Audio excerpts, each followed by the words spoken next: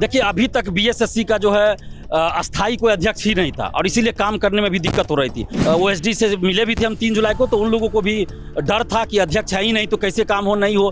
तो हमने सरकार पे एक प्रेशर बनाया था और उसके बाद सरकार ने शोभा उत्कर जी को नियुक्त किया है। और शोभा उत्कर को मैं बचपन से जानता हूँ, दरभंगा की वो एसपी रह चुकी हैं। अब वो क्या करती हैं बीएसएससी के अध्यक्ष के रूप में, ये देखने वाली बात है। लेकिन हमें उम्मीद है कि कड़क मिजाज की हैं, ईमानदार भी हैं, तो अच्छा काम बीएसएससी के लिए करेंगे। लेकिन उम्मीद कर सकते हैं, बाकी अब सरकार के ऊपर से क्या निर्देश है नहीं हो तो नहीं कहेंगे। और शोभा उत्कर जी से भी हम ये उम्मीद करते हैं कि बीएसएससी को साफ सुथरा कर दे, क्योंकि बीएसएससी कलंकित है।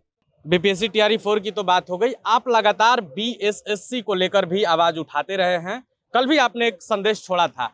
कल देर रात एक लेटर आया जिसमें बताया गया कि शोभा अहोतकर रिटायर्ड आईपीएस को अध्यक्ष बना दिया गया बीएसएससी को। आप इसे कैसे देखते हैं? देखिए, अभी तक बीएसएससी का जो है अस्थाई कोई अध्यक्ष ही नहीं था और इसीलिए काम करने में भी दिक्कत हो रही थी। लोग डर रहे थे, सचिव और ओएसडी से मिले भी थे हम 3 जुलाई को, तो उन लोगों को भी डर था कि अध्यक्ष है ही नहीं तो कैसे काम हो नहीं हो। तो हमने सरकार पे एक प्रेशर बनाया था और उसके बाद सरकार ने शोभा उत्कर जी को नियुक्त किया है। और शोभा उत्कर को मैं बचपन से जानता हूँ, दरभंगा की वो एसपी रह चुकी हैं। उस समय हम संभवतः 9th या 10th में थे, उस समय से हम उनको जानते हैं। उस समय बहुत मतलब उनका नाम आता था पूरे बिहार में, एसपी के रूप में उनका उस समय झारखंड बिहार एक ही था, तो उनका एक अलग रुतबा था।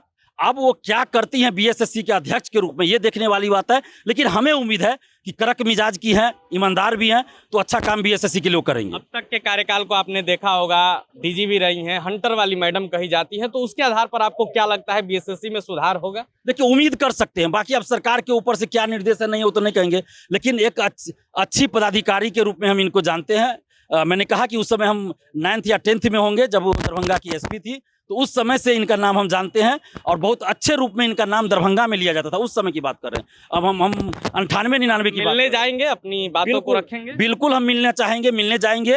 हालांकि इससे पहले वाले चेयरमैन नहीं मिलते थे, उम्मीद करते हैं कि ये कम से कम मिल ले।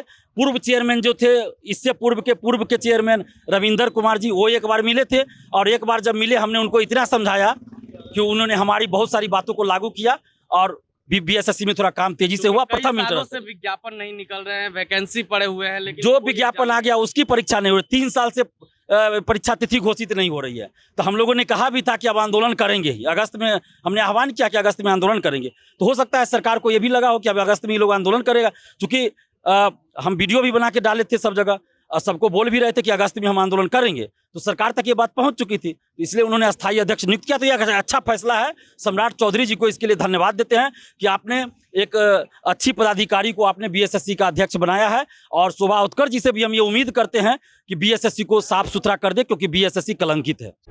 प्रभातखबर.com, विश्वास वही, रफ्तार नहीं।